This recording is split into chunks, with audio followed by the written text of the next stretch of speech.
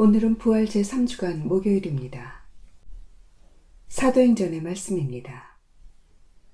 그 무렵 주님의 천사가 필리포스에게 말하였다. 일어나 예루살렘에서 가자로 내려가는 길을 따라 남쪽으로 가거라. 그것은 외딴 길이다.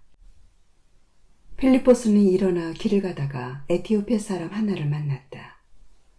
그는 에티오피아 여왕 칸타케이 네시로서 그 여왕의 모든 재정을 관리하는 고관이었다. 그는 하느님께 경배하러 예루살렘에 왔다가 돌아가면서 자기 수레에 앉아 이사야 예언서를 읽고 있었다. 그때에 성령께서 필리포스에게 가서 저 수레에 바싹 다가서라 하고 이르셨다.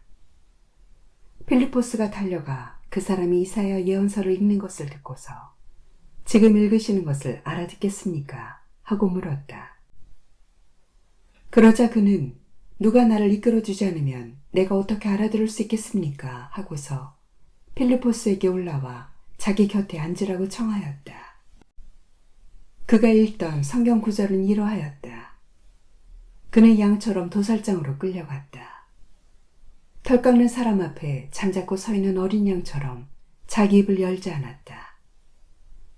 그는 굴욕 속에 권리를 박탈당하였다. 그의 생명이 이 세상에서 제거되어 버렸으니 누가 그의 후손을 이야기하랴.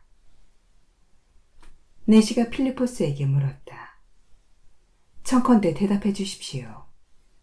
이것은 예언자가 누구를 두고 하는 말입니까? 자기 자신입니까? 아니면 다른 사람입니까? 필리포스는 입을 열어 이 성경 말씀에서 시작하여 예수님에 관한 복음을 그에게 전하였다.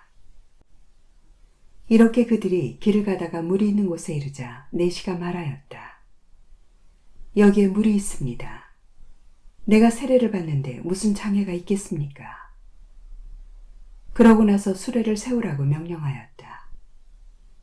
필리포스와 네시 두 사람은 물로 내려갔다. 그리고 필리포스가 네시에게 세례를 주었다. 그들이 물에서 올라오자 주님의 성령께서 필리포스를 잡아채듯 데려가셨다.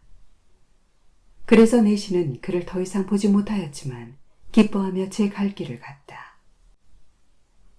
필리포스는 아스돗에 나타나 카이사랴에 이르기까지 모든 고을을 두루다니며 복음을 전하였다. 주님의 말씀입니다. 하느님 감사합니다.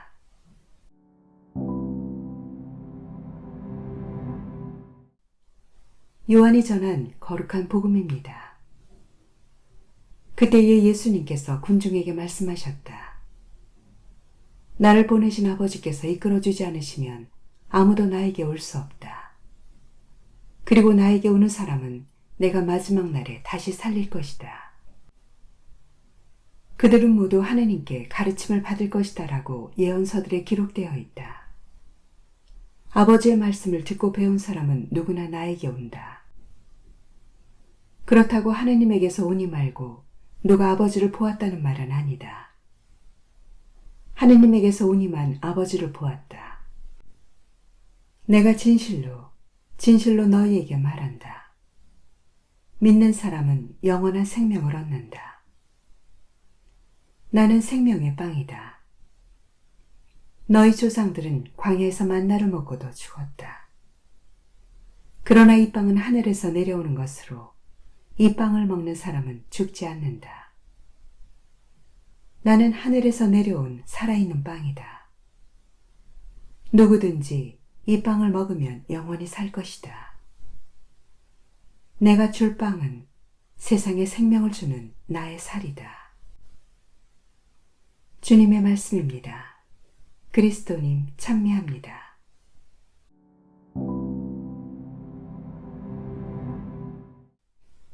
그들은 모두 하나님께 가르침을 받을 것이다. 우리에게 큰 위로가 되는 말씀입니다. 하느님께서 어떤 방식으로든 당신의 뜻과 생각을 우리에게 가르쳐 주시고 이끌어 주신다는 약속이기 때문입니다. 오늘 독서는 이와 관련된 아름다운 예를 한 가지 소개합니다. 에티오피아의 관리로서 하느님께 경배하러 예루살렘을 방문한 고관은 성경을 읽고 있었습니다. 당시 박해 때문에 예루살렘을 떠나야 했던 필리포스에게 성령께서 가서 저 수레에 바싹 다가서라 라고 지시하는데, 이때 바싹 다가서라라고 옮긴 그리스말 동사 콜라오는 매우 가까이에서 마치 하나가 되는 것처럼 바싹 붙어있는 상태를 말합니다. 누가 나를 이끌어주지 않으면 내가 어떻게 알아들을 수 있겠습니까? 라며 답답해하는 관리에게 바로 곁에서 하나하나 가르쳐주는 상황을 묘사하고 있는 것입니다. 물론 여기에서 알아듣다는 성경을 열심히 공부해서 이론적 지식을 얻는 것이 아닌 하느님께서 이루신 구원의 신비를 이해하고 그 현실을 굳게 믿음으로써 주님의 사랑과 평화를 내재화하는 구원적 알을 뜻합니다. 필리포스의 설명으로 구원적 알을 얻게 된 관리는 기뻐하며 말합니다. 내가 세례를 받는데 무슨 장애가 있겠습니까? 하느님의 가르침으로 그분의 뜻을 제대로 이해하면 살아가는 데에 그 어떤 것도 장애가 될 수 없습니다. 말씀을 성령의 인도와 가르침으로 접근하지 않을 때 매우 심각한 오류를 불러오기도 합니다. 율법학자들은 말씀을 정보와 지식으로만 접근하였기에 끝내 하느님을 알아보지 못하였고 예수님을 십자가에 못 박히시게 하였습니다. 우리의 성경 연구가 그저 이해되지 않는 고대의 문장을 붙들고 있는 억지스럽거나 고단한 노동이 되어서는 안 되겠습니다.